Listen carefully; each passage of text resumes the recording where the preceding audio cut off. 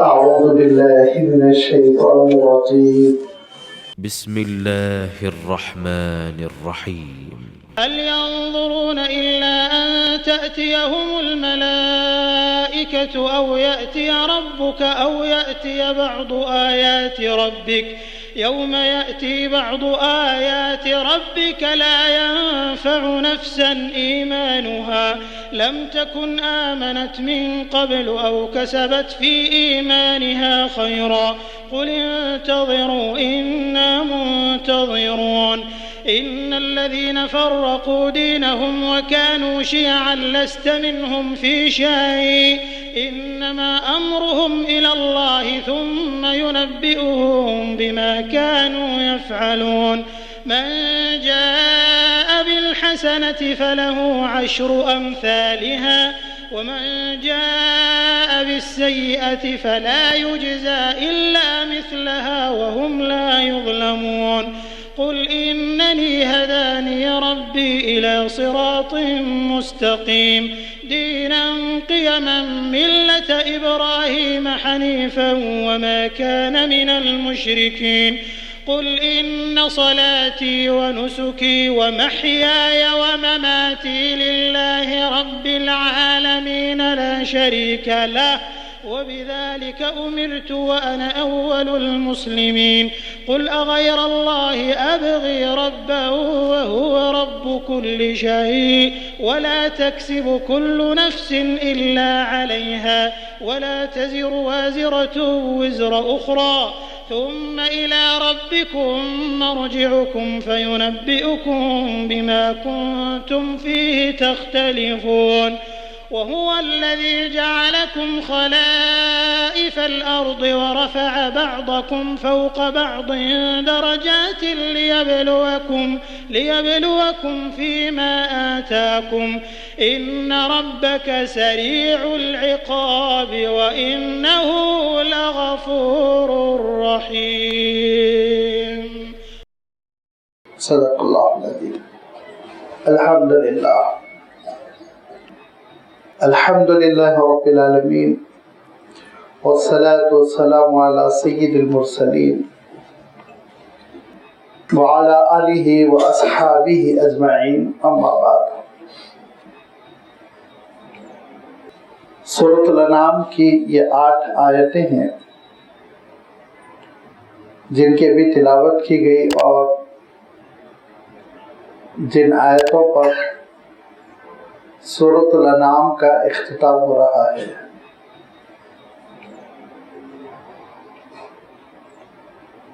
ان 8 آیتوں میں اللہ تعالیٰ نے جن اہم مضامین کی جانب اشارہ فرمایا وہ گویا کہ سورۃ الانعام کا خلاصہ ہے، سورۃ الانعام کا حاصل مطالعہ ہے، کیونکہ اللہ تعالیٰ نے سورۃ الانعام میں جیسے کہ یہ بات شروع سے آپ کی خدمت میں عرض کی جا رہی ہے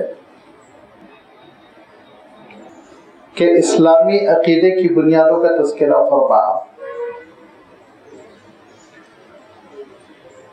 اسلامی عقیدے کی جو بنیادیں ہیں ان میں سب سے اہم ہے عقیدہ توحید،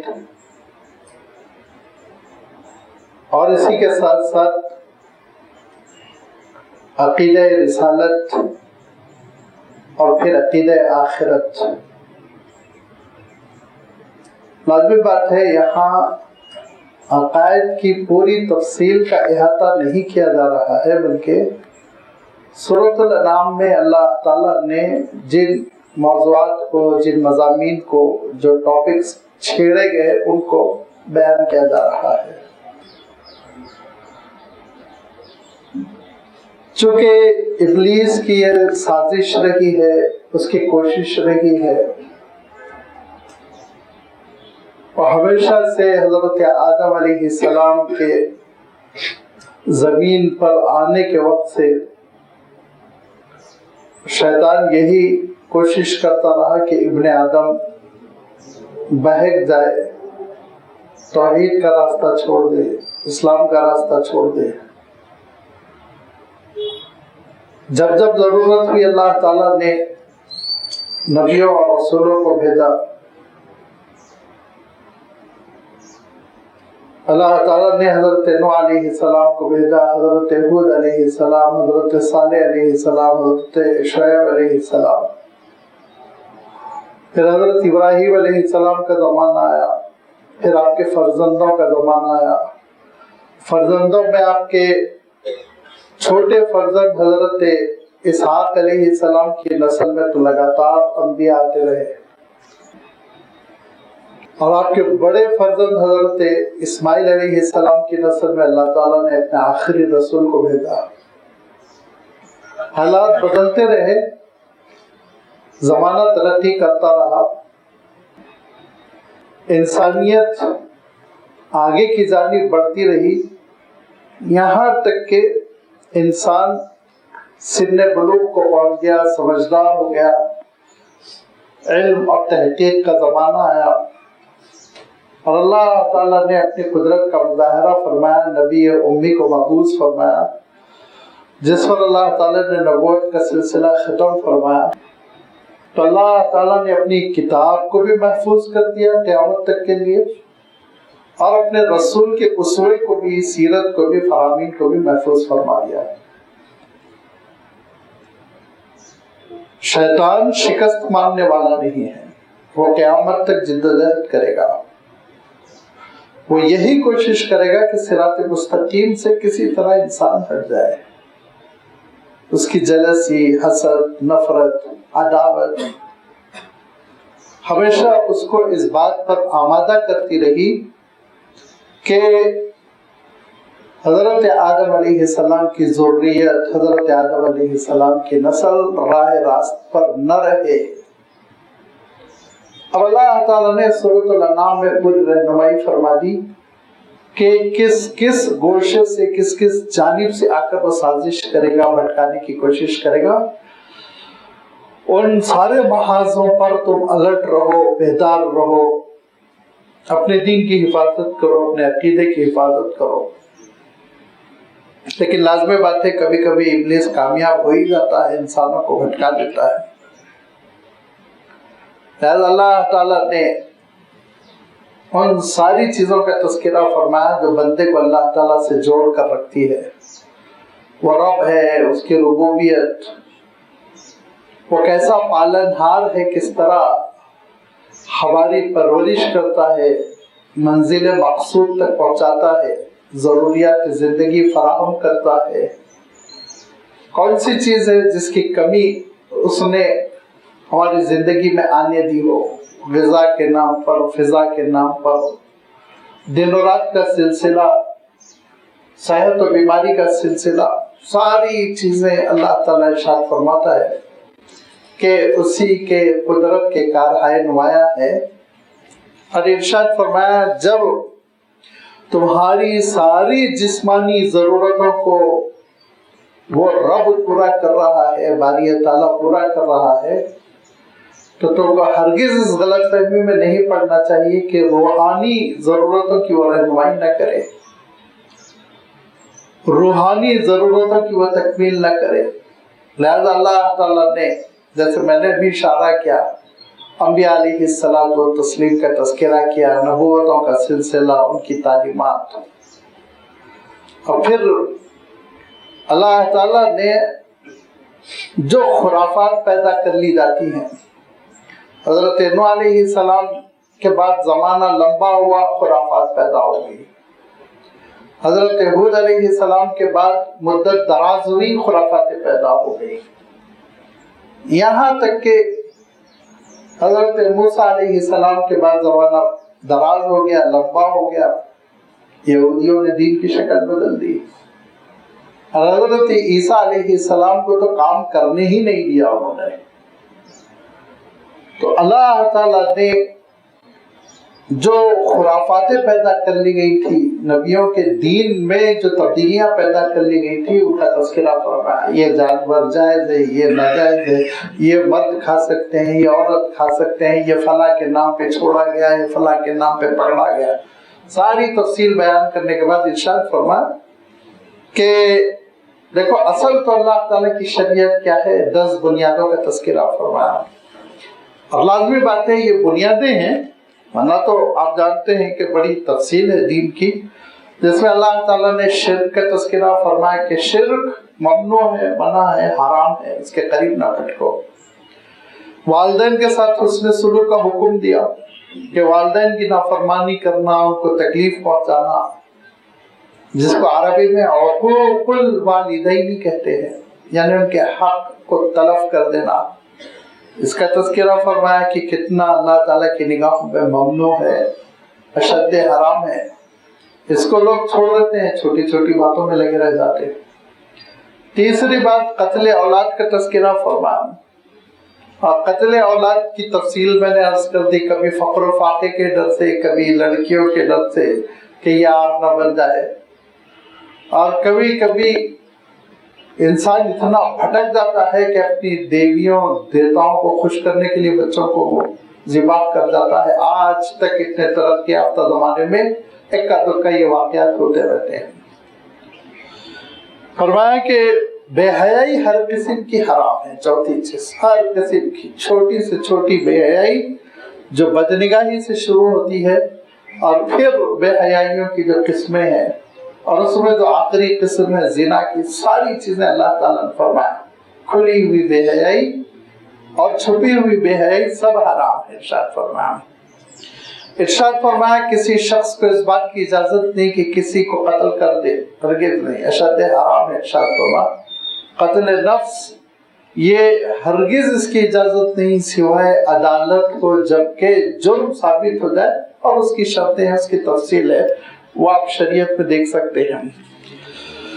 अल्लाह ताला ने इरशाद फरमाया यतीम के माल के साथ बुरी नीयत के साथ उसको इस्तेमाल न करो, उसको बर्बाद करने की कोशिश न करो। सातवीं चीज इरशाद फरमाया कि देखो नाप तोल में, खरीद फरोख्त में, तिजारत में बेईमानी न करो। जैसे कीमत ले रहे हो और जैसे तुम सामान दे रहे हो वैसे ही कीमत लो, जैसे कीमत ले रहे हो वैसे सामान दो। आठवीं चीज इरशाद फरमाई कि देखो गैर जरूरी जिम्मेदारियां अपने ऊपर न डालो बिला वजह, दीन का नाम समझकर।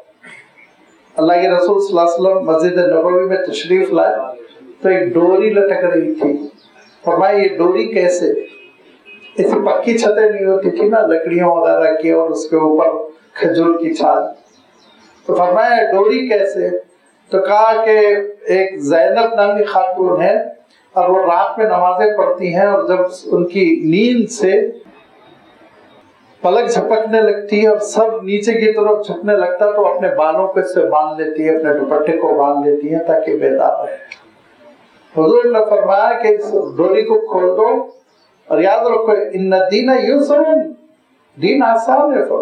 जब तक इंशरा है, जब तक तुम लाचार और मजबूर नहीं, थकन से चूर चूर नहीं, उस वक्त तक इबादत करो। जब थकन हो जाए फरमाया आराम कर लो, क्योंकि आप सल्लल्लाहु अलैहि वसल्लम इरशाद फरमाते हैं कि अपने आप को बददुआ देने से बेहतर है आराम कर लो। फरमाया कि लेकिन सिर्फ बददुआ देना क्या, कहा थकन के मारे सो गए और नींद में बजाय इसके कि अल्लाह मुझे अजाब ना दे, ऐसा इंसान के ऊपर नींद का झोंका आया कि उसके मुंह से अल्लाह न करे अल्लाह न करे ये निकल गया कि अल्लाह मुझे अजाब दे, तो कहा आपने आपको बददुआ दे ली ना, फ्रेश जो हो वो इबादत करो, क्योंकि फरमाया ला नुकल्लिफु नफ्सन इल्ला वुसअहा। कोशिश क्या की ईसाइयों ने अल्लाह ताला को खुश करने के लिए, अल्लाह ताला को राजी करने के लिए जरूरत से ज्यादा लिबास खास किस्म का पहन लिया, खास किस्म की जिंदगी बसर की, इंसानी जरूरियात से मुंह मोड़ने की बात की। हमारे मुल्क में तो जोगियों योगियों के तमाशे हुआ करते थे, क्या नहीं, अल्लाह ताला ने तुमको उतना ही जिम्मेदार बनाया है जिस कदर तुम कर सकते हो, उसका आगे का जिम्मेदार तुमको नहीं बनाया गया। और फिर अल्लाह ताला ने आठवीं चीज का तज़किरा फरमाया कि कौल और क़रार, पक्के रहो बातचीत में, एक तो एक गलत सलत बात न करो, झूठ न बोलो, ग़ीबत न करो, اور زبان جو وعدے کر لے اس کو نبھاؤ، یہ ساری چیزیں آ گئی. اور اخیر میں ارشاد فرمایا 10ویں بات وَبِعَهْدِ اللَّهِ يَوْفُوا، کہ جو عہد اللہ کے نام پہ ہو ان کو پورا کرو. وہ عہد جو بندہ اللہ تعالیٰ سے کرتا ہے، وہ عہد جو دو بندے آپس میں کرتے ہیں، ان سارے عہود کی پابندی کرو. یہ دین کا وہ لب لباب تھا. 10 commandments جو عیسائیوں کو بھی ملے تھے، یہودیوں کو بھی ملے تھے. وَأَنَّ هَذَا صِرَاطِ مُسْتَقِيمًا فَاتَّبِعُوهُ، یہ ہے میرا صراط مستقیم. راستہ یہی ہے، اسی پہ تم کو چلنا ہے. اور اسی کو لے کر اللہ کی کتاب آئی ہے. وَهَذَا كِتَابٌ أَنزَلْنَاهُ مُبَارَكٌ، بابرکت کتاب قرآن مجید یہی احکام کو پھیلا رہی ہے. اور یہی احکام تھے جو تورات میں تھے، اور یہی احکام تھے جو انجیل میں تھے، لیکن لوگوں نے تبدیلی کر دی. تاریخ کی کتاب بنا لیا، افسانے کی کتاب بنا لیا، قصے کہانیوں کی کتاب بنا لیا، احکام کو گوا دیا. یہ ان کی غلطی تھی. اب اللہ تعالیٰ ارشاد فرماتا ہے کہ دیکھو اے انسانوں، ہم تمہارے لیے فیصلہ کن کلام نازل کر رہے ہیں، تاکہ قیامت کے دن تم یہ نہ کہنا کہ مولا ہمارے پاس تو کوئی صحیح کتاب پہنچی نہیں تھی تو ہم کیا کرتے، پچھلوں نے تبدیلی کر دی تھی. تو فرمایا کہ ان کننا عن دراستہم لغافلین او تقولوا لو ان انزل علینا الکتاب لکنا اہدی منہم. اللہ اگر آپ ہم کو کتاب دیتے بڑے ہدایت یافتہ ہوتے تو لوگ کتاب اللہ کی محفوظ ہے تمہارے درمیان. اب اس کے بعد ارشاد فرمایا کہ فمن اظلم ممن کذب بآیات اللہ وصدف عنہا، اور جو اللہ کی آیتوں کو اور احکام کو جھٹلا رہا ہے اور اس سے پیٹ پھیر رہا ہے، تو سن لو کان کھول کر، بڑا برا عذاب ہوگا، بڑی سخت سزا ہوگی. اس کے بعد اب ارشاد فرمایا کہ عمل کرنے سے تم کو کون سی چیز روکے ہوئے ہے، کیا معنی ہے، کون سی رکاوٹ ہے، کس چیز کا انتظار کر رہے ہو. اللہ کے رسول صلی اللہ علیہ وسلم تشریف لا چکے.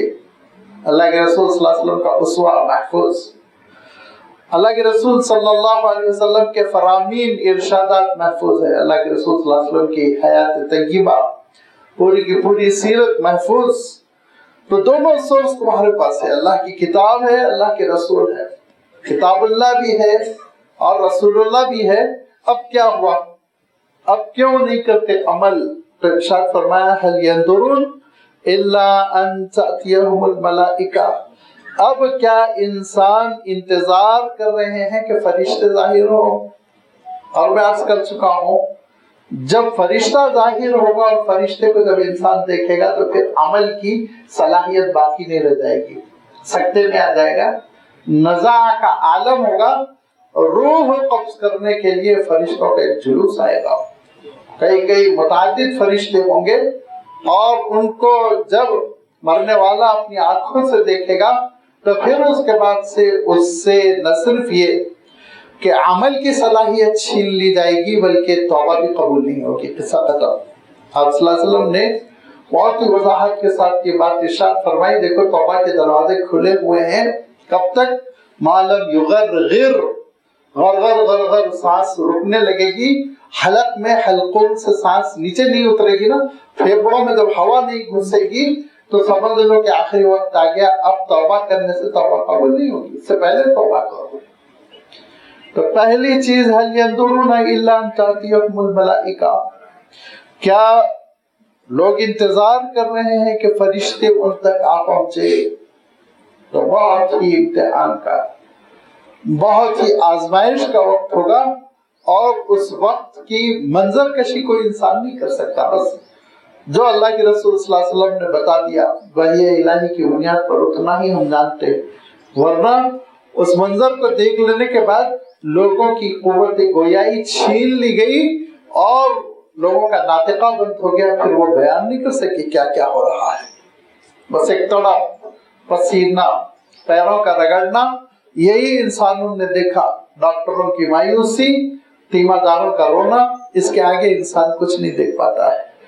تو یاد کر لو کہ دیکھو فرشتے آئیں گے. سمجھ لو اس حقیقت کو هل ينظرون الا ان تأتيهم الملائکہ. کیا لوگ انتظار کر رہے ہیں کہ فرشتوں کا ظہور ہو، فرشتے آ جائے؟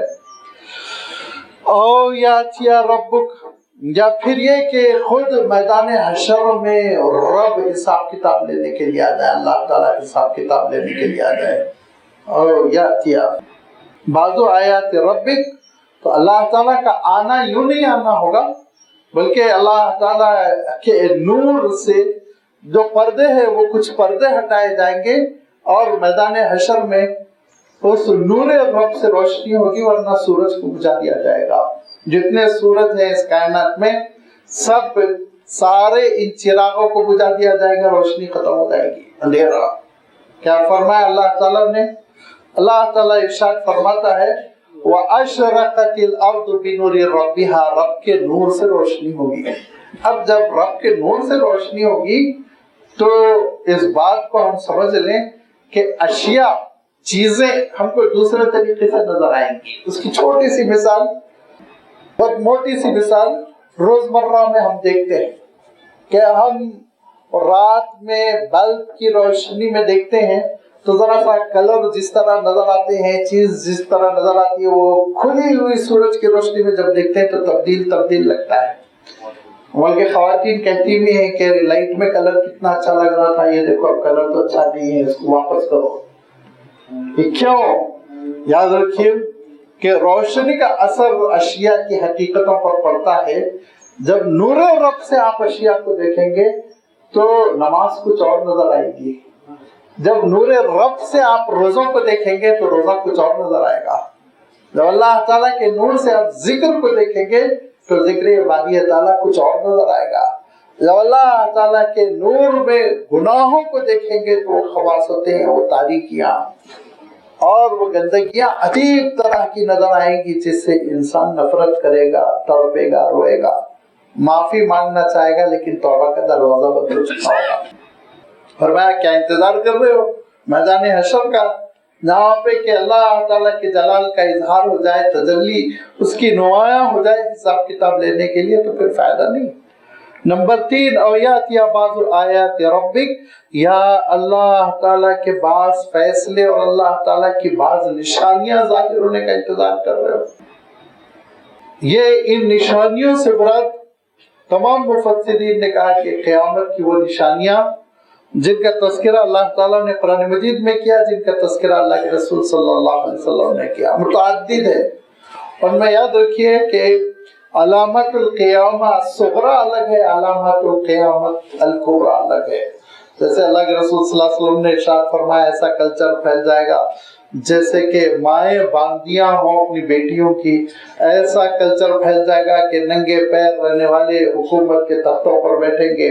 ایسا زمانہ آ جائے گا کہ لوگ لمبی لمبی بلڈنگوں پہ فخر کریں گے، مقابلہ کریں گے. یہ غیر محسوس قسم کی نشانیاں ہیں جو دھیرے دھیرے بڑھتی چلی جائے گی. لیکن بعض نشانیاں ایسی ہیں جس کو ہم سمجھنے کے لیے یوں کہہ سکتے ہیں کہ وہ جیسے نیچرل روٹین ہوتی ہے نا، اس سے بالکل ہٹ کے ہوگی چیزیں، گھبرا جائے گا انسان. لہذا ان میں جیسے سورج کا مغرب سے نکلنا لازمی بات ہے، یہ روٹین نہیں ہے. تو یہ ایک اچانک ایسی قیامت کی نشانی آئے گی کہ اس کو دیکھنے کے بعد توبہ کا دروازہ بند ہو جائے گا. آپ صلی اللہ علیہ وسلم نے ارشاد فرمایا کہ بہت وسیع لمبا چوڑا ہے توبہ کا دروازہ، سب داخل ہو سکتے، کوئی مسئلہ نہیں. لیکن فرمایا اس وقت بند ہو جائے گا جب تم اپنی آنکھوں سے دیکھو گے کہ سورج مغرب سے نکل رہا ہے. اگرچہ کہ اللہ تعالیٰ کے بہت سے فیصلے قیامت سے پہلے ظاہر ہوں گے جہاں پہ انسان کو چوکنا ہو جانا چاہیے، بیدار ہو جانا چاہیے، سمجھ لینا چاہیے کہ اب وقت موعود آ گیا ہے، لیکن پھر بھی غفلت ہوتی جائے گی. تو جو اللہ کے رسول صلی اللہ علیہ وسلم نے بعض علامتوں کا تذکرہ فرمایا، قرآن مجید میں اللہ تعالیٰ نے بعض علامتوں کا تذکرہ فرمایا، وہ دھیرے دھیرے ظاہر ہوں گی اور ان کی کوئی ترتیب نہیں بنا سکا، کیونکہ نہ اللہ تعالیٰ نے ایک ترتیب کے ساتھ وہ لسٹ نازل فرمائی، نہ اللہ کے رسول صلی اللہ علیہ وسلم نے ترتیب کے ساتھ ان کو بیان فرمایا. لیکن یہ ارشاد فرمایا کہ ایک دجل ہوگا، دجال ہوگا، بے ایمان دھوکے باز قسم کی ایک شخصیت ظاہر ہوگی جو بہت لوگوں کو دھوکہ دینے کی کوشش کرے گا، بالخصوص توحید کے معاملے میں، ایمان کے معاملے میں فتنے پھیلاتا چلا جائے گا. اور پھر اس کے بعد سے حضرت عیسیٰ علیہ السلام کے نزول کا تذکرہ ہے، حضرت مہدی کے ظہور کا تذکرہ ہے، یاجوج و ماجوج کے نکلنے کا تذکرہ ہے، اور حدیثوں میں اس بات کا بھی تذکرہ ہے کہ مغرب اور مشرق میں زمین بہت بری طرح دھسے گی۔ قرآن مجید میں اللہ تعالیٰ نے اشارہ فرمایا ایک دھواں نمودار ہوگا۔ اللہ تعالیٰ نے یہ بھی تذکرہ فرمایا دابۃ الارض، ایک عجیب و غریب زمین کا جاندار اور جانور نمایاں ہوگا، اور وہ کون سا ہوگا، کیا ہوگا، اس کی بڑی تفصیل ہے۔ اس میں سے کسی بھی آپ علامت کو لے لیں، بہت لمبی تفصیل ہے، وہ ٹاپک ہی الگ ہے۔ مثلا یہ کہ دابۃ الارض کے سلسلے میں یہ ارشاد فرمایا کہ دراصل یہ وہی جانور ہوگا جو اونٹ کا بچہ غائب ہو گیا تھا حضرت صالح علیہ السلام کے معجزاتی طور پر ظاہر ہونے والا، جس کو قتل کرنے کی سازش کی گئی تھی، وہ پہاڑوں کی چٹانوں میں گم ہو گیا تھا، اونٹنی کے تو ختم کر دیا تھا انہوں نے۔ یہی بہت بڑے دابہ کی شکل میں، اونٹ کی شکل میں ظاہر ہوگا، واللہ اعلم۔ یہ علماء کی تشریحات ہے، یہ قرآن اور حدیث کا بیان نہیں ہے، فرق کرنا چاہیے اس میں آپ کو۔ علماء نے کہا کہ ایسا ہو سکتا ہے، ایسا ہو سکتا ہے۔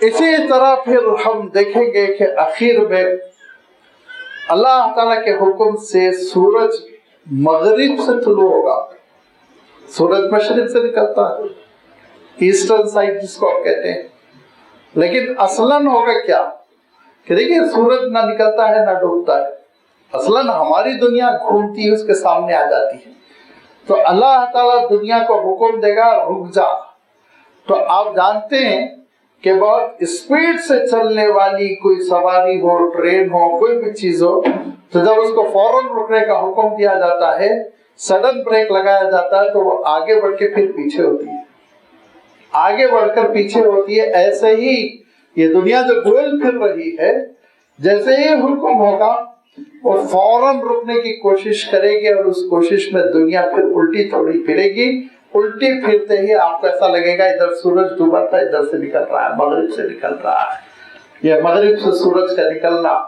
یہ آخری علامت ہوگی جس پر اللہ کے رسول صلی اللہ علیہ وسلم ارشاد فرماتے ہیں کہ توبہ کا دروازہ بند ہو جائے گا، اور اللہ تعالیٰ نے اس کو قیامت کی علامت اس لیے بنایا، بہت سے ائمہ نے اس کو بیان کیا ہے، امام ابن کثیر رحمۃ اللہ علیہ نے بھی بیان کیا، امام قرطبی رحمۃ اللہ علیہ نے بیان کیا کہ مغرب سے سورج نکلنا قیامت کی نشانیوں میں سے ایک نشانی، یا قیامت سے پہلے اس کا ظہور اس لیے اللہ تعالیٰ نے رکھا کہ حضرت ابراہیم علیہ السلام نے پوری بندگی کے ساتھ کہا تھا کہ میرا خدا روزانہ سورج کو مشرق سے نکالتا ہے، اگر تو مغرب سے نکال سکتا ہے تو نکال لے۔ تو اللہ تعالیٰ حضرت ابراہیم علیہ السلام کے قول کی لاج رکھتے ہوئے ایک بار مغرب سے بھی نکال کے بتا دے گا، دیکھو میں ہر چیز پر قادر ہوں۔ مرنے سے پہلے، دنیا تباہ ہونے سے پہلے، قیامت برپا ہونے سے پہلے اللہ تعالیٰ اپنی قدرت کاملہ کا مظاہرہ کر دے گا کہ وہ ہر چیز پر قادر ہے، مغرب سے بھی سورج کو برآمد کر سکتا ہے۔ یہ ان نشانیوں کے بعد آپ صلی اللہ علیہ وسلم فرماتے ہیں کہ پھر ایمان، توبہ، استغفار، یہ چیزیں ختم، قابل قبول نہیں رہ جائے گی، بس قیامت کا انتظار کرو۔ هل ينظرون الا ان تاتيهم الملائکہ، کیا لوگ انتظار کر رہے ہیں کہ فرشتے ظاہر ہوں؟ اور یا ربک، یا اللہ کے دربار کی حاضری ہو، اللہ تعالیٰ خود حساب لینے کے لیے ظاہر ہو، اور یا بعض آیات ربک، یا اللہ تعالیٰ کی بعض نشانیاں ظاہر ہو جائیں۔ یوم یاتی بعض آیات ربک، جس دن اللہ تعالیٰ کی بعض نشانیاں ظاہر ہو جائیں گی، لا ينفع نفسا ایمانها لم تکن آمنت من قبل، جو پہلے ایمان نہیں لائے تھے ان کا ایمان لانا قابل قبول نہیں ہوگا۔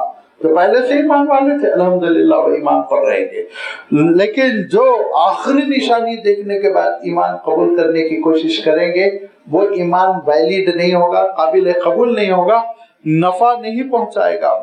اور کسبت فی ایمانہا خیرا، اور یہ بات بھی ارشاد فرما دی کہ ایمان کے ساتھ اب کوئی نیکی کرنا چاہ رہے ہیں اور سورج کو مغرب سے نکلتا ہوا دیکھ لیا، اب کہہ رہے ہیں صدقہ دے دو، سارا مال تقسیم کر لو، فرمایا نہیں۔ اور کسبت فی ایمانہا خیرا، یا ایمان کے ساتھ ساتھ کوئی اور خیر کو اب اپنانا چاہ رہے ہیں تو اب دراصل اس کو اصطلاح میں کہتے ہیں کہ تکلیف کا زمانہ، لیکن تکلیف اردو والی نہیں، عربی میں تکلیف کے معنی ہوتے ہیں ذمہ داری دینا، ریسپانسبل بنانا کسی کام کا۔ اوپر گزرا دیکھیے لا نکلف نفسا الا وسعها، تو تکلیف جو ذمہ داری دینے کا زمانہ تھا وہ گزر گیا، اب ذمہ داریاں ختم ہو گئی، اب انتظار کا وقت ہے۔ اب ریٹائرڈ ہوگی انسانیت، اب اس کو بیٹھ کر انتظار کرنا ہے، بس خاتمہ بالخیر ہو جائے۔ قل انتظروا، اے نبی آپ کہیے کرو انتظار، انا منتظرون، میں بھی انتظار کر رہا ہوں، دیکھتا ہوں کیا ہوتا ہے۔ لہذا اہل ایمان بھی انتظار کر رہے ہیں اور اہل کفر بھی انتظار کر رہے ہیں کہ یہ قیامت کی گھڑی کب برپا ہوگی اور پھر لوگوں کو کب پتہ چلے گا کہ اللہ تعالیٰ کے دربار میں حاضر ہونا ہے، نام اعمال کو پیش کرنا ہے۔ اس حقیقت کو لوگ بھول جاتے ہیں۔ ابھی جیسے کہ اوپر یہ بات آپ کی خدمت میں رکھی گئی تھی کہ انبیاء علیہ السلام تشریف لاتے رہے اور بعد میں ان کے امت کے لوگوں نے دھیرے دھیرے دین میں چھوٹی چھوٹی خرافات پیدا کی جو آگے چل کے بڑی بڑی ہو گئی۔ جیسے میں عرض کرتا رہتا ہوں سمجھنے کے لیے کہ اگر آپ سکندرآباد سے نکل رہے ہیں اور آپ کی ایک بالشت پٹری ہٹی ہوئی ہے تو یہاں ایک بالشت ہے، لیکن صبح ہوتے ہوتے بجائے دلی کے کلکتے میں رہیں گے، نتیجہ بہت برا برآمد ہوتا ہے۔ اسی لیے اسلام میں چھوٹی چھوٹی خرافات کو بھی قبول نہیں کیا گیا، ضد کی جاتی ہے نہیں، صراط مستقیم سے ایک انچ بھی تم کو نہیں ہٹنا ہے۔ کیا ہوا دیکھیے، اور کس چیز سے اللہ تعالیٰ نے ہم سب کو آگاہ کیا، ان الذین فرقوا دینہم وکانوا شیعا، جن لوگوں نے دین میں تفرقہ ڈالا، الگ الگ کر لیا دین کے حصوں کو، اور وکانوا شیعان، اور وہ گروپ گروپ میں بٹتے چلے گئے، گروپ گروپ میں بٹتے چلے گئے۔ شیعاتن گروپ کو کہتے ہیں۔ لہذا جو گروپ گروپ میں بٹتے چلے گئے، اے نبی آپ ان سے کہہ دیجئے لست منہم فی شیئن، آپ کا ان سے کوئی تعلق نہیں، کوئی رابطہ نہیں۔ دین وہ ہے جو اللہ تعالیٰ نے عنایت فرمایا، دین وہ ہے جو اللہ کے رسول صلی اللہ علیہ وسلم نے عنایت فرمایا۔ اس کے بعد جو چیزیں ہیں وہ خرافات ہے، اور ان پر کمپرومائز کرنے کی اگر عادت آ جائے تو یہ تباہی کا دروازہ کھول لینا ہے، یہ بربادی کی طرف ہمارا قافلہ رواں دوا ہو جائے گا، نتیجہ بہت برا ہوگا، بہت برا نتیجہ ہوگا، عیسائیت کی طرح نتیجہ ہوگا، یہودیت کی طرح نتیجہ ہوگا۔ ہم اپنی آنکھوں سے دیکھ رہے ہیں کہ شروع میں لوگ ایک ہی چھٹتے ہیں، لیکن 10-20 سال کے بعد معلوم ہوا سینکڑوں کلومیٹر دین سے دور جا چکے ہیں، سینکڑوں کلومیٹر دین سے دور جا چکے ہیں، گروپ گروپ میں بڑھ جاتے ہیں، اختلافات میں پڑ جاتے ہیں، اور پھر اس بٹوارے کے بعد معلوم یہ ہوا کہ صراط مستقیم گوا دی، نہ اللہ تعالیٰ کی خوشنودی ملے گی، نہ اللہ کے رسول صلی اللہ علیہ وسلم کی شفاعت، کیونکہ حدیث شفاعت میں وضاحت کے ساتھ اللہ کے رسول صلی اللہ علیہ وسلم نے ارشاد فرمایا کہ کیوں لگی ہوئی ہوگی امت کی لائن، جو حوض کوثر پر میرے پاس آ رہے ہوں گے، لیکن ان کے بیچ بیچ سے بعض لوگوں کو فرشتے دھکے دے کر نکال رہے ہوں گے، میں کہوں گا میری امت ہے، فرشتے کہیں گے کہ نہیں، انک لا تدری ما احدثوا بعدک، آپ کے بعد انہوں نے دین کا نقشہ کیسے بدلا تھا، اے رسول آپ کو اطلاع نہیں، اسی لیے ان کو ہٹائیے۔ جو دین ہے وہ دین دیکھیے آپ کہ ہم سب کو صراط مستقیم پر رکھتا ہے، جو دین ہے وہ دین آپ دیکھیے کہ ہم سب کو متحد رکھتا ہے، کئی اختلاف نہیں پیدا ہوتا ہے۔ آپ تلاوت قرآن کر رہے ہیں، انڈیا میں کیجئے، جاپان میں کیجئے، حرم شریف کے سین میں کیجئے، مسجد نبوی میں کیجئے، کوئی کرٹیسائز کرے گا؟ کوئی نہیں کرے گا۔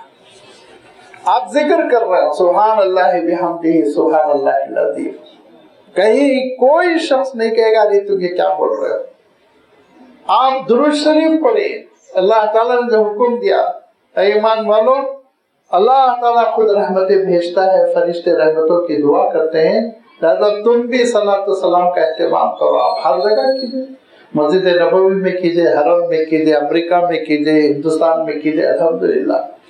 اور دیکھیں دین کا جو اجر ہے نا ساری چیزوں پر، نمازیں تو خیر ہے، فرض ہے، وہ فرائض کے ساتھ ساتھ میں مستحبات کا ذکر کر رہا ہوں، نوافل جس کو ہم کہتے ہیں، کہ ان نوافل پر جو سنتوں سے ثابت ہے، جو اللہ تعالیٰ نے، اللہ کے رسول صلی اللہ علیہ وسلم نے ہمارے اور آپ کے لیے عبادت بنا دی، ان کا معاملہ یہ ہے کہ آپ ان پر رہیے تو کہیں اختلاف نہیں، جھگڑا نہیں، دوری نہیں، سب ایک رہیں گے۔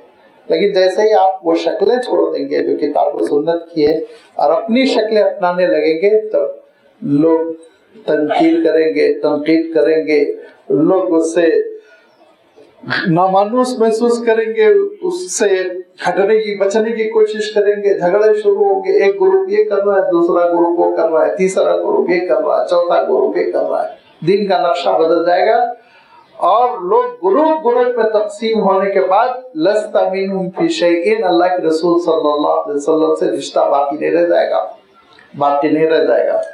اس سے پہلے بھی میں نے عرض کیا کہ ہماری شان و شوکت جماعت کے ساتھ نماز پڑھنے میں ہے، ہماری شان و شوکت مسجد کی آبادیوں میں ہے، ہماری شان و شوکت وہ رمضان میں روزے رکھنے سے ہے، ہمارا جلال، ہماری شوکت وہ حج میں ہے، عمرے میں ہے۔ جو اللہ تعالیٰ کا دین اللہ تعالیٰ نے ہم کو عنایت فرمایا، اس کے ایک ایک نمونے میں، اس کے ایک ایک مظہر میں دین کی روحانیت ہے، دین کی شان ہے، دین کا روب ہے، دین کا دبدبہ ہے۔ اور اگر ہم اپنی طرف سے کوئی چیز ایجاد کر دین کا نام دے رہے ہیں، وہاں شرمندگی ہے، وہاں منہ چھپانا پڑتا ہے، وہاں ناکامی ہو جاتی ہے، وہاں کوئی چیز ہاتھ نہیں آتی۔ لہذا اللہ تعالیٰ کے دین کو اصلی اوریجنل شکل میں تھامنا ہے۔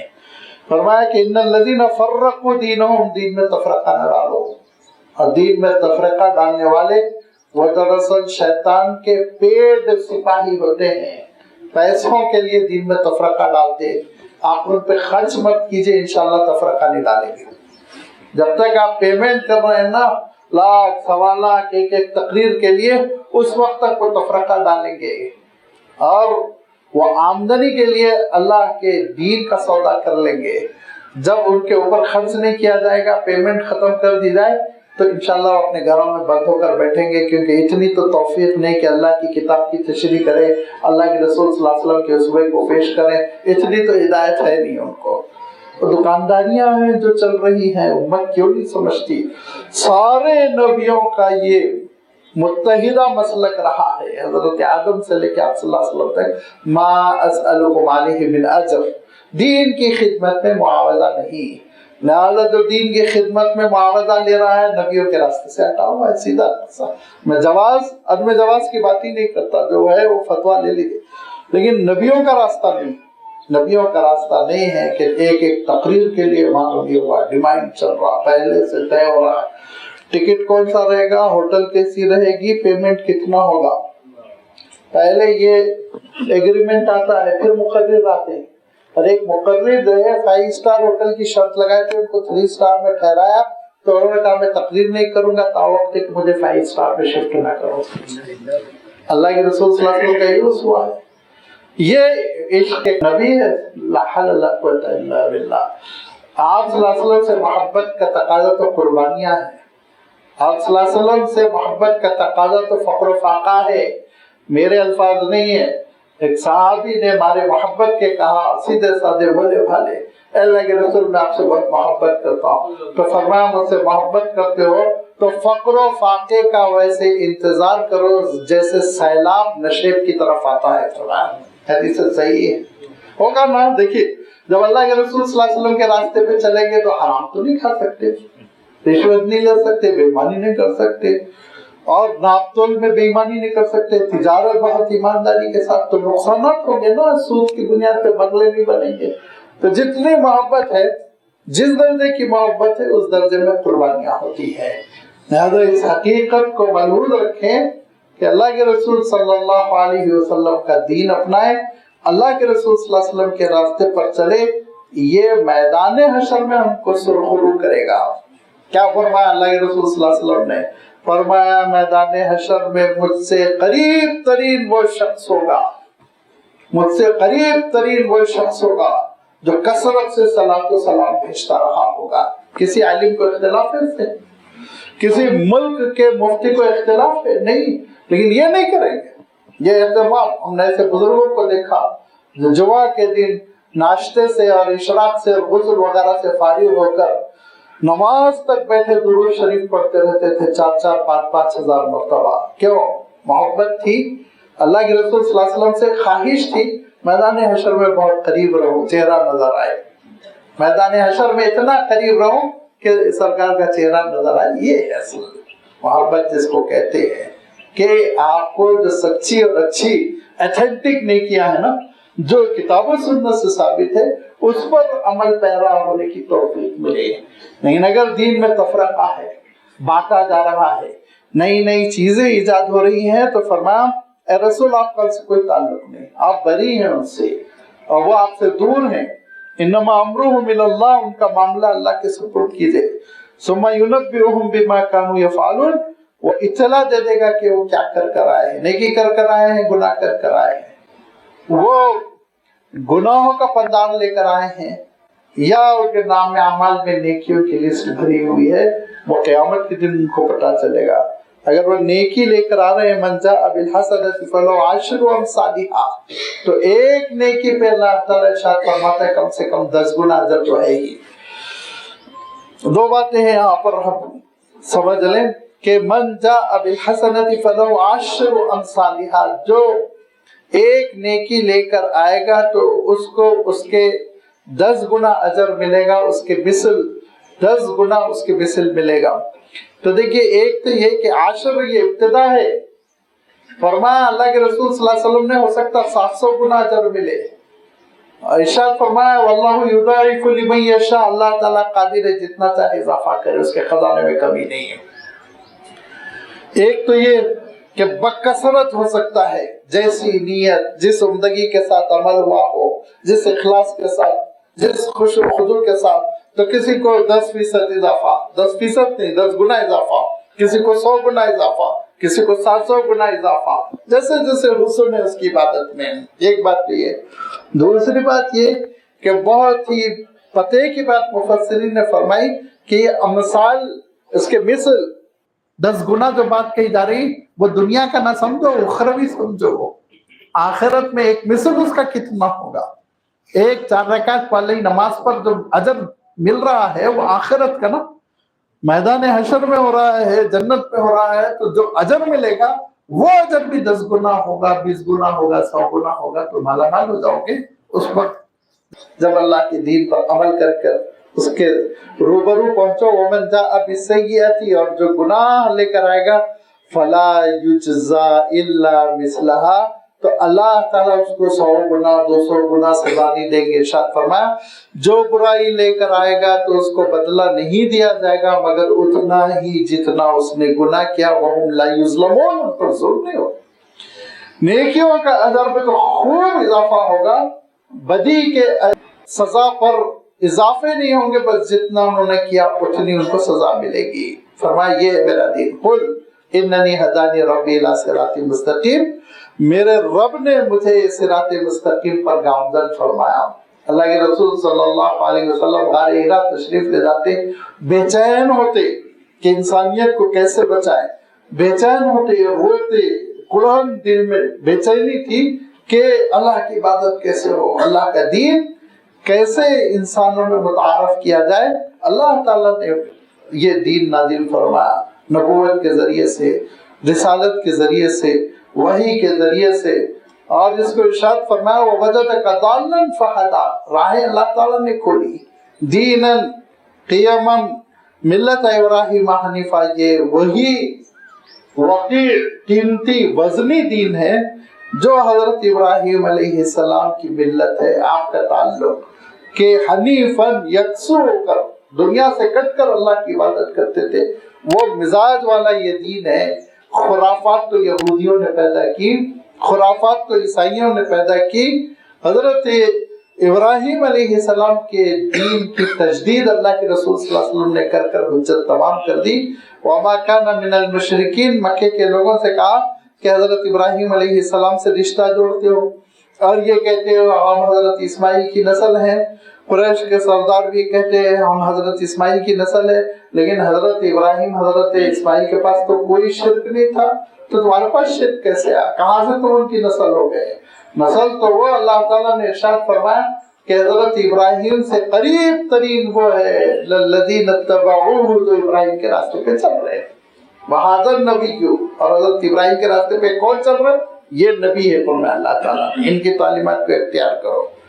وہ حضرت ابراہیم علیہ السلام جن کی ساری زندگی بس اللہ کی خوشنودی، اسی دین کو اپناؤ اور یہ کہو قل ان صلاتی ونسکی ومحیای ومماتی للہ رب العالمین، کہ کہیے نبی بے شک میری نمازیں، میری قربانی، میرا جینا، میرا مرنا سب اللہ کے لیے ہے جو ساری کائنات کا، پوری مخلوق کا رب ہے، تنہا لا شریک لہ، اس کے ساتھ کوئی شریک نہیں، کسی اور کو خوش نہیں کرنا ہے اور کسی اور سے استمداد نہیں کرنی، مدد نہیں مانگنی ہے، کسی اور کے پاس میدان حشر میں حاضر نہیں ہونا ہے، کوئی اور قیامت کے دن بچانے والا نہیں ہے، تنہا اللہ تعالیٰ کی ذات ہے۔ تو پھر نماز بھی اس کے لیے ہوگی، قربانی بھی اس کے لیے ہوگی، جینا بھی اس کے لیے، مرنا بھی اس کے لیے، سب کچھ اس کے لیے۔ وَبِذَلِكَ أُمِرْتُ، اسی بات کا مجھے حکم دیا گیا ہے، وَأَنَا أَوَّلُ الْمُسْلِمِينَ، اور سب سے پہلے میں خود اسلام پر عمل کر رہا ہوں۔ یہ نہیں ہو رہا ہے کہ تم کو نمازوں کا حکم دیا جا رہا ہے، پیر صاحب کمرہ بند کر کے اندر بیٹھے ہوئے ہیں، مریدین نماز پڑھ رہے ہیں۔ یہ نہیں ہوگا کہ مریدین بیچارے پورے باہر روزہ رکھے ہوئے، پیر صاحب اندر کھانا کھا رہے ہیں، بریانی کھا رہے ہیں، کھانا ہے۔ یہ اسلام نہیں ہے، یاد رکھو، یہ نبی کا راستہ نہیں ہے، رسول کا راستہ نہیں ہے۔ اللہ کے رسول صلی اللہ علیہ وسلم کا راستہ یہ ہے کہ تم 5 وقت کی نماز پڑھو گے، ہم 6 وقت کی پڑھیں گے، 4 گھنٹے کی تہجد اضافہ۔ نبی کا عالم یہ ہے کہ تم روزانہ کھانا کھاؤ، جو روزے سنت ہے ٹھیک ہے ان کو رکھ لو، جو فرض ہے وہ تو فرض ہے، وہ تو رکھنا ہی ہوگا، لیکن جیسے دوشنبے کا روزہ ہے، جمعرات کا روزہ ہے، ایام 20 کا روزہ، لیکن نبی کا عالم یہ کہ 3 مہینے تک گھر میں چولہا نہیں سلگ رہا ہے، لیکن ہم کو نہیں ذمہ دار بنایا نا، ہم سے نہیں کہا تم بھی زندگی میں ایک بار کرنا، 3 مہینے گھر میں کچھ نہ پکاؤ، نہیں، کبھی نہیں کہا۔ لیکن اللہ کے رسول صلی اللہ علیہ وسلم کے ساتھ تو یہ ہوا ہے کہ اگر گھر میں ناشتہ ہوا ہے تو کھجور اور پانی سے بس ختم قصہ، اس کے بعد سے پھر فاقہ۔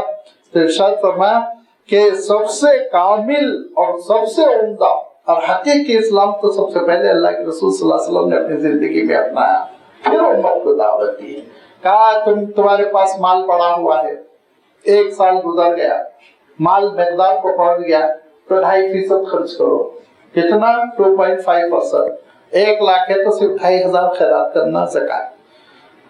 پوری تفصیل میں نہیں جا رہا ہوں، موٹی بات، لیکن نبی کا معاملہ یہ کہ گھر میں 2.5% بھی نہیں رکھا کبھی بھی۔ بکری ذبح ہوئی، اللہ کے رسول صلی اللہ علیہ وسلم نماز کے لیے تشریف لے گئے، نماز بعد واپس آئے، ام المومنین حضرت عائشہ رضی اللہ تعالیٰ عنہ سے پوچھتے ہیں بی بی بکری پوری خیرات ہو گئی؟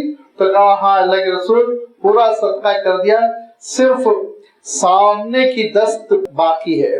تو اللہ کے رسول صلی اللہ علیہ وسلم ارشاد فرماتے ہیں پورا باقی ہے، صرف سامنے کی دست باقی نہیں ہے، بچ دو گے اللہ کے پاس پورا، خرچ نہیں ہوا تو سامنے کی دست۔ اور وہ سامنے کی جو دست جس کو اپرات کہتے ہیں وہ کیوں رکھا تھا ام المومنین نے؟ اس لیے کہ وہ گوشت نرم ہوتا تھا اور اللہ کے رسول صلی اللہ علیہ وسلم کو پسند تھا، صرف اللہ کے رسول صلی اللہ علیہ وسلم کے لیے کچھ بنایا جائے، 1 دست روٹی، تو حضور نے فرمایا کہ یہ دست خرچ نہیں ہوئی، یہ رک گئی، تو اس کے معنی اللہ تعالیٰ کے پاس یہ ابھی نہیں پہنچی، باقی سب اللہ کے پاس پہنچ کر محفوظ ہو گیا۔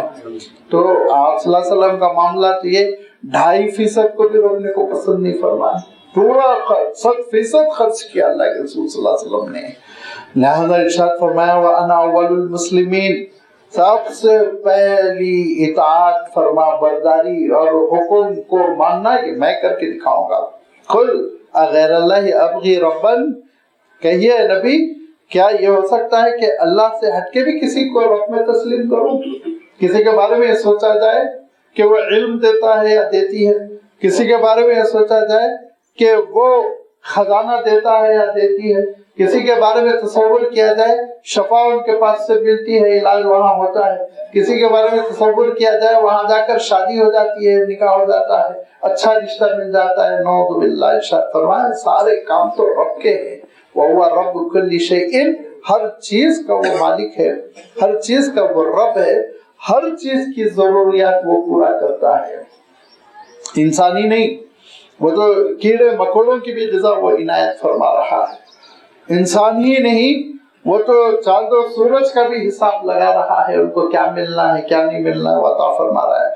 वला तक्सिबु कुल्लु नफ्सिन इल्ला अलैहा, और कोई भी शख्स का आलम ये नहीं होगा कि वो जो नहीं किया उसका बोझ उसके ऊपर डाल दिया जाएगा। नऊज़ु बिल्लाह, ऐसा नहीं होगा। जो नहीं किया कसूर तो नहीं किया।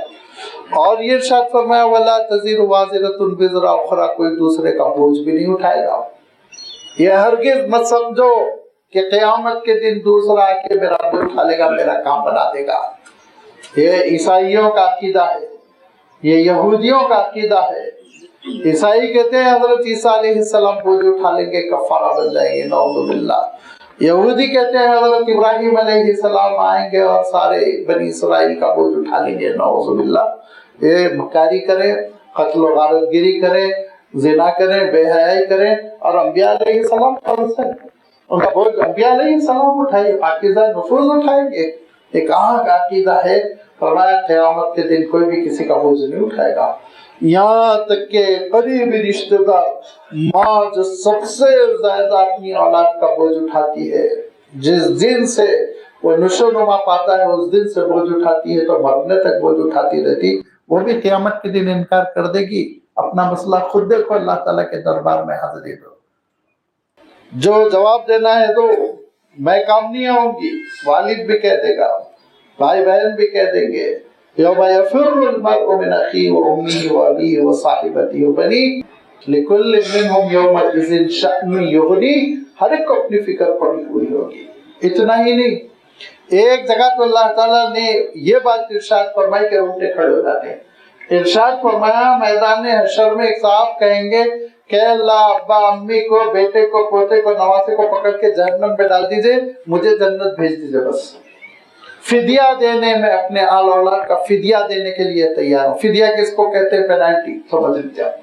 बतौर जुर्माना में अपने अहले खाना को देने, यौमा यफ़दी इरशाद फरमाया, फिदिया देना चाहेगा कि सबको लीजिए, मुझे कोई से परवाह नहीं, मुझे दे दीजिए जन्नत। ये नफ्सी नफ्सी का आलम होगा। लिहाजा वो कोई उस दिन बोझ नहीं उठाएगा।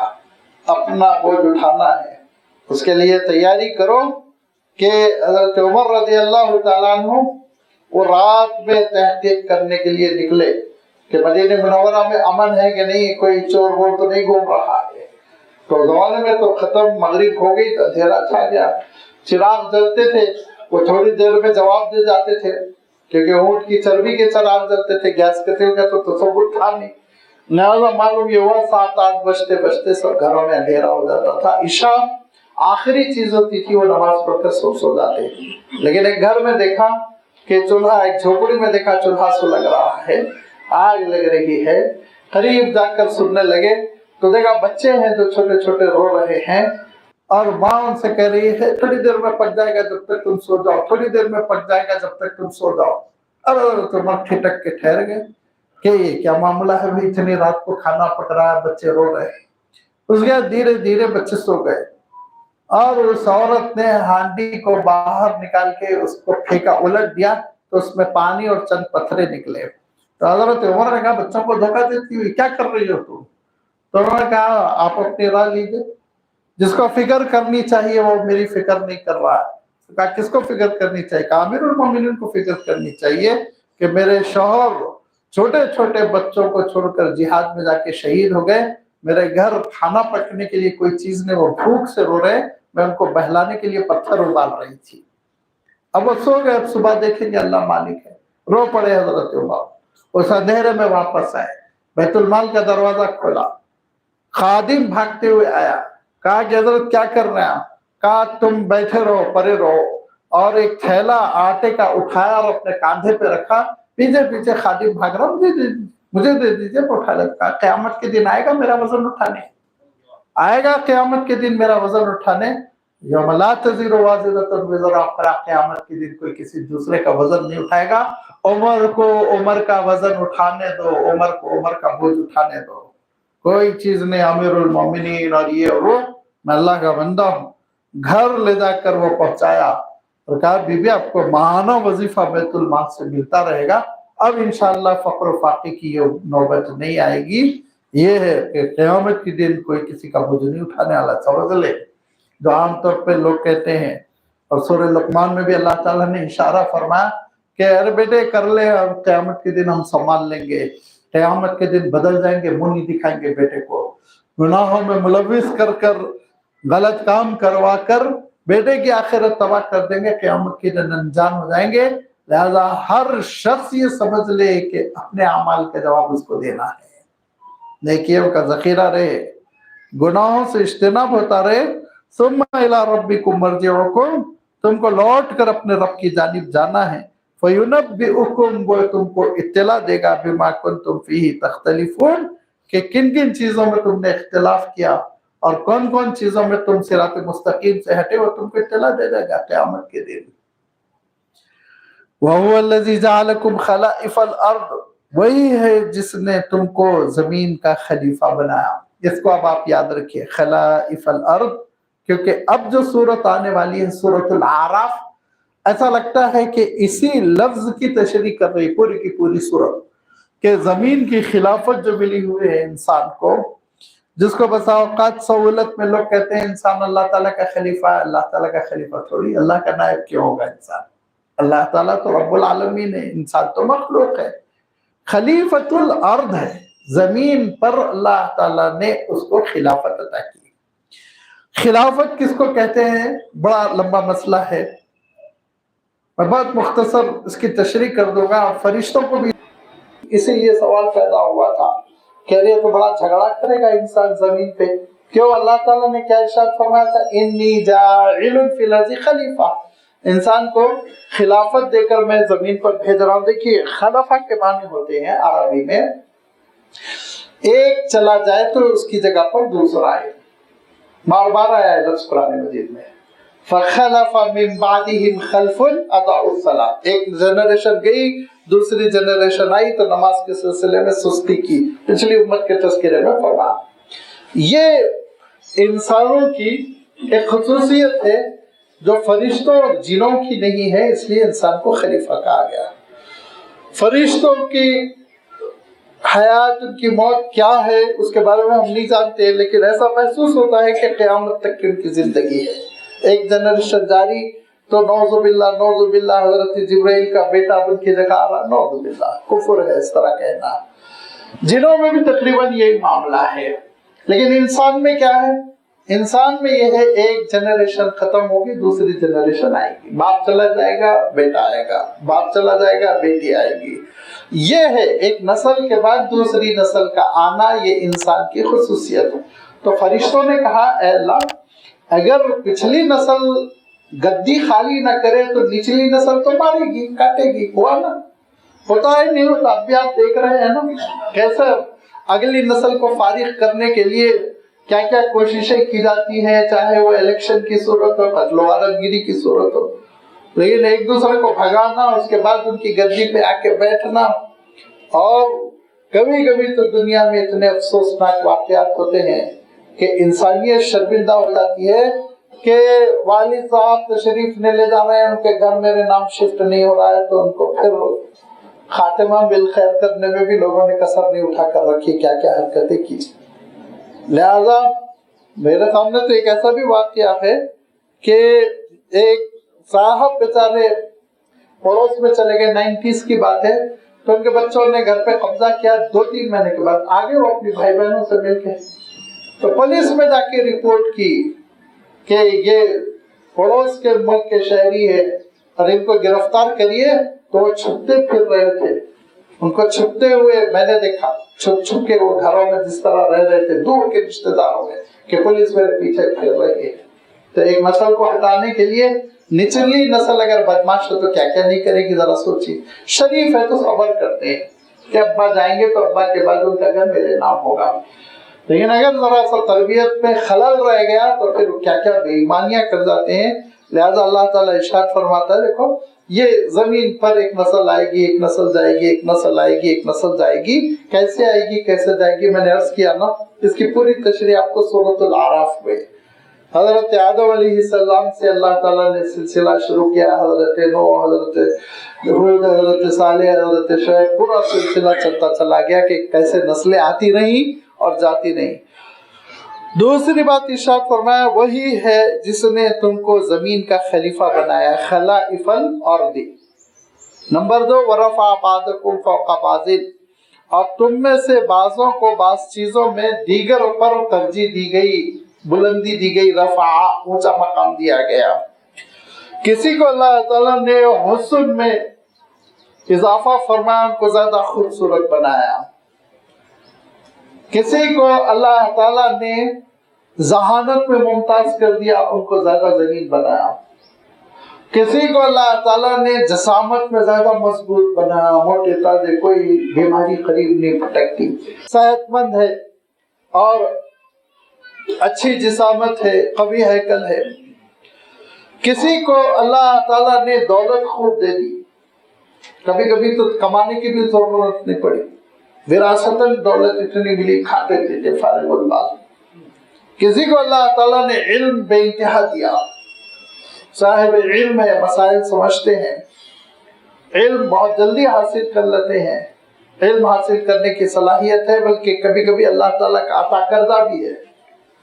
اللہ تعالیٰ بعض چیزیں عنایت فرما رہا ہے، بعض چیزوں میں کمی دے رہا ہے انسان کو، کیونکہ یہ دنیا کی زندگی چلنے کے لیے ضروری۔ سب ایک درجے کے ذہین ہو جائیں تو اتنے خود غرض ہو جائیں گے، ایک دوسرے سے ملنے نہیں جائیں گے۔ سب مالی طور پر یکساں ہو جائیں، ایکول بالکل، تو عالم یہ ہو جائے گا کوئی دوسرے کا کام نہیں کرے گا۔ بیمار ہو جائے تو کوئی ڈاکٹر اس کا علاج نہیں کرے گا، دولت ہے اس کے پاس، کیوں وہ بلا وقت ضائع کرے، محنت کرے، بیمار کے پاس جا کر خطرے مول لے۔ لہذا یہ جو اللہ تعالیٰ نے نظام بنایا ہے دنیا کا، اس نظام کے چلانے کے لیے ضروری تھا کہ صلاحیتیں الگ الگ ہوں۔ تو پھر کبھی کبھی بادشاہوں جیسے مالدار کو فقیروں کا محتاج ہونا پڑتا ہے، ان کی جھوپڑی میں جانا پڑتا ہے، یہ ضرورت لے جاتی ہے۔ کبھی کبھی وہ کھاتے پیتے حضرات جن کے محل ہے اور جن کی سواریاں وہ آسمانوں میں اڑ رہی ہے، وہ معمولی ڈاکٹروں کے پاس حاضر ہوتے ہیں، خوش آمد کرتے ہیں، ان کو گھر پہ بلاتے ہیں، ان کے پاس جاتے ہیں۔ ایک دوسرے کا ایسا ضرورت مند بنایا کہ ایک دوسرے کے بغیر ہم زندگی بسر نہیں کر سکتے۔ فرمایا کیوں؟ لیبلوکم فیما آتاکم، یہ امتحان نہیں تمہارا، شاید امتحان، آزمائش۔ ذہین آدمی اپنی ذہانت پر خوش ہو کر بے ایمانی کر رہا ہے تو وہ امتحان میں ناکام۔ حسین اپنے حسن کا بیجا استعمال کر کر گندگیاں پھیلا رہا ہے تو وہ ناکام ہے، قیامت کے دن پریشان ہوگا۔ دولت مند اپنی دولت پر بیجا فخر و غرور کر کر نافرمان ہوا جا رہا ہے تو پچھتائے گا۔ صحت مند پہلوان کثرتی بنا ہوا ہے، ظلم کر رہا ہے اور اپنی طاقت کا ناجائز فائدہ اٹھا رہا ہے، لوگوں کو ایکسپلائٹ کرتا ہے تو پھر پچھتائے گا۔ اور آخرت تو آخرت، دنیا میں اللہ تعالیٰ وہ کمزوری سے اس کو گزارے گا کہ وہ تڑپ تڑپ کر اس دنیا سے رخصت ہو جائے گا۔ لہذا اس امتحان کو سمجھو، اس امتحان کو سمجھو جو تم کو دیا گیا ہے نا، یہ تمہارا امتحان ہے، تمہاری آزمائش ہے، لیبلوکم، تاکہ تم کو آزمایا جائے، فیما آتاکم، کہ جو اللہ تعالیٰ نے تم کو عطا کیا وہ اللہ کے حکم کے مطابق استعمال کرتے ہو یا شیطان کے حکم کے مطابق۔ یہ تمہارا امتحان ہے۔ دولت ہے اللہ کے حکم کے مطابق تو عثمان غنی بن جاؤ، عبد الرحمن ابن عوف بن جاؤ، حسن ہے، لیکن اللہ تعالیٰ کے حکم کے مطابق تو حسن یوسف کا تذکرہ پڑھ لو تم۔ اللہ کے رسول نے فرمایا تھا کہ آدھی خوبصورتی اللہ نے حضرت یوسف کو دے دی، آدھی خوبصورتی پوری دنیا میں، باقی تو لوگ چل رہے ہیں، کود رہے ہیں۔ تو اگر حسن ہے، اگر علم ہے، تو پھر ذرا دیکھو تم حضرت عبداللہ ابن عباس رضی اللہ تعالیٰ عنہ کا علم کیسے تھا، اس کو کیسے استعمال کیا۔ حضرت عبداللہ ابن مسعود رضی اللہ تعالیٰ عنہ کا علم کیسے تھا، اس کو کیسے استعمال کیا۔ اگر حکومت ہے تو حضرت سلیمان کو دیکھو، حضرت داؤد کو دیکھو، باغی نہ بنو، نافرمان نہ بنو۔ یہ ساری نعمتیں آزمائش ہے، یہ ساری نعمتیں امتحان ہیں۔ اس امتحان کے سلسلے میں تم یہ نہ سوچو دنیا میں تو انجوائے کرنا ہے، بہت دنوں تک خوش ہونا ہے، کھاتے پیتے رہنا، اچھلنا ہے، کودنا، نہیں۔ ابھی 10-15 سال پہلے جو حسین تھے آج ان کے چہرے دیکھو، ان کے چہروں سے رونق اتر چکی ہے اور یقین نہیں آئے گا کہ وہی صاحب تھے جو 10-15 سال پہلے صاحب جمال تھے، بڑے خوبصورت تھے۔ اب عالم یہ ہے جھریا ہے، اب عالم یہ ہے کہ چلنا نہیں آ رہا ہے اور پیر لڑکھڑا رہے ہیں، دوسروں کے سہارے سے چل رہے ہیں۔ ایک بار ہاسپٹل کیا وزٹ کیے، پورا حسن وہیں پہ ڈاکٹر جو ہے نکال کر بیت الخلا میں بہا دیتا ہے، قصہ ختم ہو جاتا ہے۔ جن کو اپنے دولت مندی پہ فخر تھا، غرور تھا، ان کا عالم اللہ تعالیٰ نے یہ کر دیا کہ پوری دولت ایک جانب کھڑی ہوئی ہے لیکن ان کا علاج نہیں ہو پا رہا، غذا کی نالی سڑی ہوئی، کھانا نہیں کھا پا رہے، بھوکوں مر رہے ہیں، تڑپ رہے ہیں۔ کیا فائدہ اسی دولت کا؟ یہ مطلب تو بہت دور ہے، رزلٹ بہت دور ہے۔ نہیں فرمایا ان ربک سریع العقاب، جلدی کرتا ہے حساب اللہ تعالیٰ۔ اللہ تعالیٰ سزا بہت جلدی دے دیتا ہے۔ دنیا میں لوگ دیکھ لیتے ہیں کہ بڑی بڑی حکومتوں پر غرور کرنے والوں کا عالم یہ ہے کہ آج ان کے قریب وہ اسٹاف نہیں جا رہا ہے جس کو حکومت تنخواہ دے کے ان کے پاس رکھی ہوئی ہے، اور وہ اسٹاف کہتا ہے کہ وہ صاحب کے کمرے سے پیشاب کی بہت بو آتی ہے، ہم نہیں جا سکتے۔ یہ میں امریکہ کے ریٹائرڈ پریزیڈنٹ کی بات کر رہا ہوں۔ عالم یہ ہے کہ اس کے روم میں جانا نہیں چاہتے، لوگ سڑ رہے ہیں۔ لمبی زندگی ہونے سے کیا ہوتا ہے؟ خوشیوں سے محرومی تو ہے، بے برکتی کی زندگی ہے، وہ کوئی زندگی قابل فخر نہیں۔ لہذا فرمایا ان ربک سریع العقاب، اللہ تعالیٰ دیکھو حساب لینے میں بہت جلد ہے، بہت جلدی چھٹی کر دیتا ہے، بہت دیر نہیں ہوتی، 200 سال 300 سال نہیں لگتے، 10 سے 20 سال میں ختم ہو جاتا ہے قصہ۔ انجوائے کر لو زندگی سے۔ زندگی انجوائے کرنے کے لیے نہیں ہے، زندگی امتحان دینے کے لیے ہے، زندگی انٹرٹینمنٹ کے لیے نہیں ہے، زندگی اللہ کی عبادت کے لیے ہے۔ اللہ تعالیٰ نے یہ امانت جو زندگی کی دی ہے، وہ امانت کو صحیح مصرف میں خرچ کرنے کے لیے، اگر صحیح مصرف میں خرچ کر رہے ہو، چھوٹی موٹی غلطیاں ہو رہی ہیں، کوتاہیاں ہو رہی ہیں، حق ادا نہیں ہو رہا ہے تو مایوس نہ ہو، انہ لغفور رحیم، وہ بخشنے والا بڑا مہربان ہے، وہ معاف کر دے گا کوتاہیوں کو، وہ معاف کر دے گا چھوٹی موٹی غلطیوں کو، اگر بڑی بھی ہوگی نعوذ باللہ اللہ تعالیٰ محفوظ رکھے۔ نادانی میں کوئی بڑا گناہ بھی ہو گیا، توبہ کر لو، غفور ہے، مغفرت کرنے والا، بخشنے والا، رحیم، مہربان ہے، اور اس کی رحمتوں کا سلسلہ دراز ہے، چلتے رہنے والا ہے۔ ٹرین آئی 2 گھنٹہ لیٹ ہے، 1 گھنٹہ لیٹ ہے، کوئی مسئلہ نہیں ہے، لیٹ ہونے سے چھوڑ دو بھائی، پہنچ تو گئے منزل کو، لیکن ٹرین نکلی تھی دلی سے آنا تھا حیدرآباد، اور آپ کو پتا چلا یہ تو ٹرین پہنچی ہوئی ہے کہاں، نیپال، یہ ٹرین پہنچی ہوئی بامبے، تو سب پیٹ لیں گے نا، مقصد میں ناکام ہو گیا۔ احتجاج ہوگا نا، اس وقت احتجاج ہوگا، شور ہوگا، یہ کیا ہے؟ یہ تو آپ اپنی منزل سے بہت دور جا پڑے۔ تو یہی ہے، یاد رکھیے انسان کی منزل کیا ہے، آخرت کی کامیابی، اس میں چھوٹی موٹی کوتاہیاں ہوگی تو معاف کر دی جائے گی، لیکن جب منزل چوک جائے گی تو پھر اس کے بعد معافی کی کوئی امید باقی نہیں رہ جائے گی۔ اللہ تعالیٰ اس حقیقت کو سمجھنے کی توفیق عنایت فرمائے۔ وآخر دعوانا ان الحمد للہ رب العالمین۔